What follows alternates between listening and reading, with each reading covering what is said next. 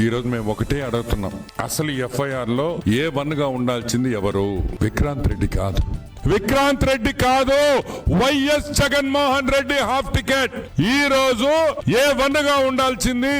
ఈ విషయం నేను సిఐడి డిపార్ట్మెంట్ కి, డిఐజీ గారికి, డీజీపీ గారికి అందరికి నేను మనవి చేస్తున్నా. కర్మ కర్త క్రియ అన్ని కూడా వైఎస్ జగన్మోహన్ రెడ్డి అనే విషయం గుర్తుపెట్టుకోండి.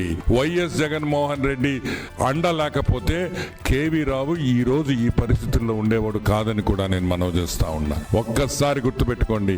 వెంటనే ఎఫ్ఐఆర్ లో వైఎస్ జగన్మోహన్ రెడ్డి A1 కింద నమోదు చేయాలి.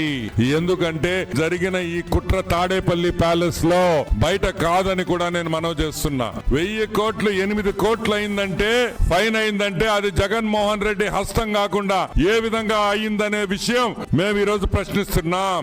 నెలలు నెలలు నెలలు నెలలు నెలలు వద్దు, అన్ని ప్రూఫ్లు ఉన్నాయి. ఏ విధంగా జరిగింది మేము ఎప్పుడో చెప్పాం.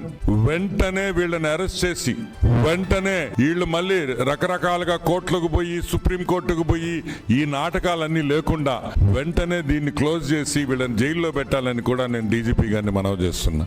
ఎందుకు పెట్టాలి? ఒక ఇండస్ట్రియలిస్ట్ ఈ చేసిన తప్పు చేసిన వాళ్ళు జైలుకి పోతే మిగతా ఫ్యాక్టరీలు పెట్టుకునేవాళ్ళు, మిగతా ఇండస్ట్రీస్ పెట్టుకునేవాళ్ళు కొంచెం ధైర్యం వస్తుంది. జగన్మోహన్ రెడ్డి నిజ స్వరూపం బయట పెట్టాలని మనస్ఫూర్తిగా కోరుకుంటున్నా.